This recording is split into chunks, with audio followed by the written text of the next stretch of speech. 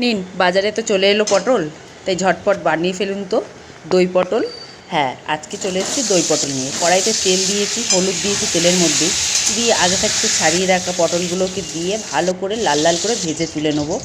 ওই তেলের মধ্যে কালো জিরে ফোড়ন দেবো, দিয়ে এখানে কাজু বাদাম, সাদা সর্ষে আর টমেটো, কাঁচা লঙ্কা পেস্ট করেছি সেটা দিয়ে দেবো। স্বাদ মতো নুন আর হলুদটাও দিয়ে দেবো, দিয়ে ভালো করে কষাবো। কষানো হয়ে গেলে ফাটিয়ে রাখা টক দইটাও দিয়ে দেবো। টক দইটা ভালো করে ফাটিয়ে নিতে হবে, না হলে মশলার মধ্যে দিলে ওটা ফেটে যাবে। চিনি দিয়ে দেবো একটুখানি, দিয়ে এবার ভেজে রাখা পটলগুলোকে দিয়ে দেবো, দিয়ে এটাকে ভালো করে নাড়াবো। নিয়ে চিড়ে রাখা কাঁচা লঙ্কা দেবো, একটু ধনেপাতা নামানোর আগে ছড়িয়ে দেবো, তাতে গন্ধটাও সুন্দর লাগে। এই যে আমার রেডি হয়ে গেছে দই পটল। এইভাবে ঝটপট বানিয়ে ফেলুন দেখি। নিরামিষের দিনে এরকম দই পটল হলে আর কিছুই লাগে না, সেই স্বাদ হয়েছে।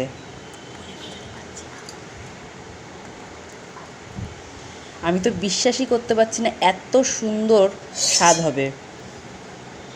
তাই দেরি না করে ঝটপট বানিয়ে ফেলুন দই পটল।